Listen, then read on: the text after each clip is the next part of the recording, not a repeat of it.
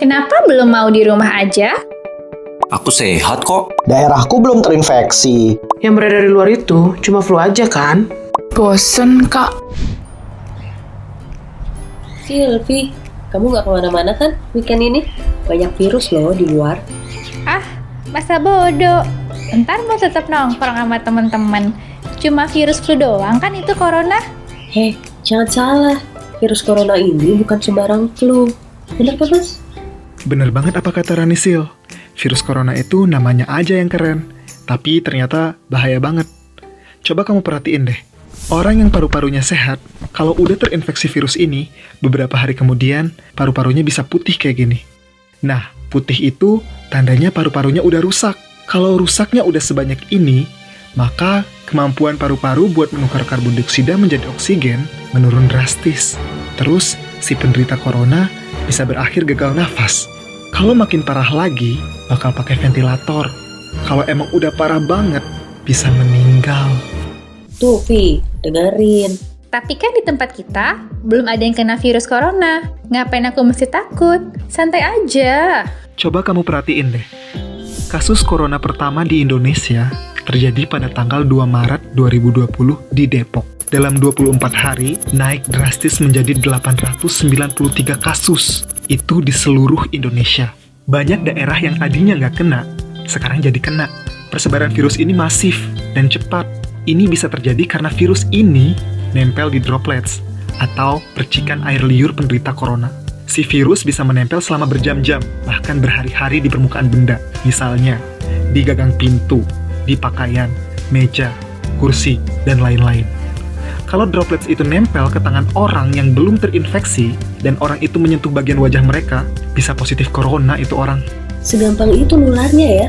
Kalau pakai hitungan kasar nih ya, Vi. 893 kasus dibagi 24 hari, berarti sekitar 38 kasus baru dengan persebaran yang random setiap harinya. Ya oke, persebarannya random. Tapi aku tetap santai. Kalaupun aku kena, daya tahan tubuhku masih bagus. Gak bakal ngefek lah ke aku. Gak akan ada gejala apa-apa. Kamu emang bisa merasa aman-aman aja, tapi justru itu yang perlu diwaspadai. Bisa jadi, kamu itu carrier atau si pembawa virus yang imunitasnya sangat bagus.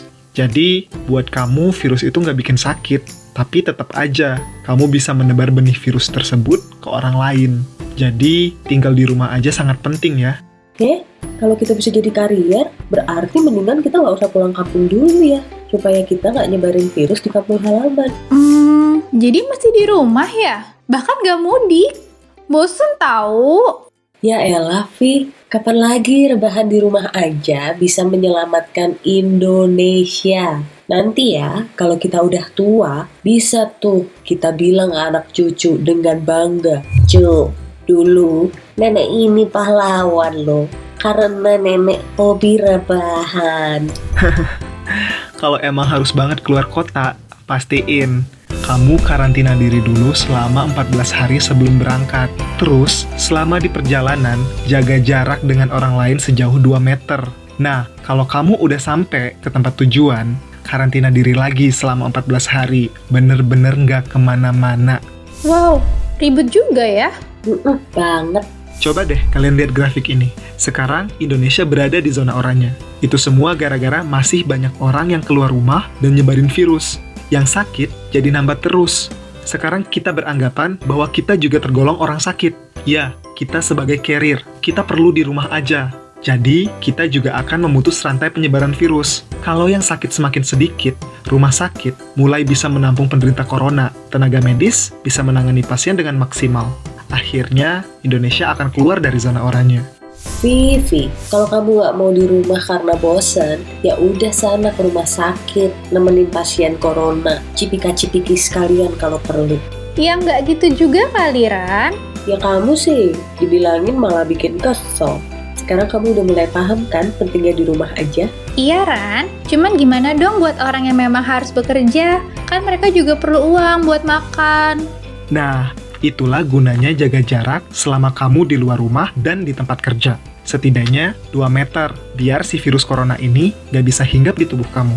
Misalnya, kalau kamu harus naik kendaraan umum, jaga jarak kamu dengan orang lain. Kalau harus ngantri, jaga jarak juga sejauh 2 meter. Jangan dempetan.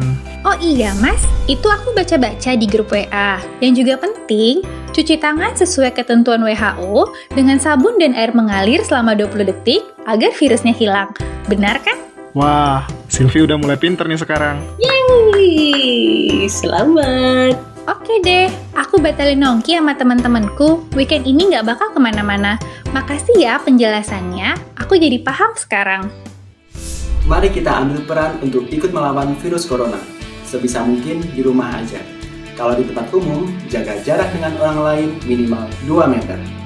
This exceptional situation is just temporary. Things will get better. Di rumah aja supaya yang kerja di rumah sakit semakin tenang. Di rumah aja, supaya aku bisa ketemu sama kamu sampai kapanpun. Di rumah aja supaya corona berhenti di Indonesia.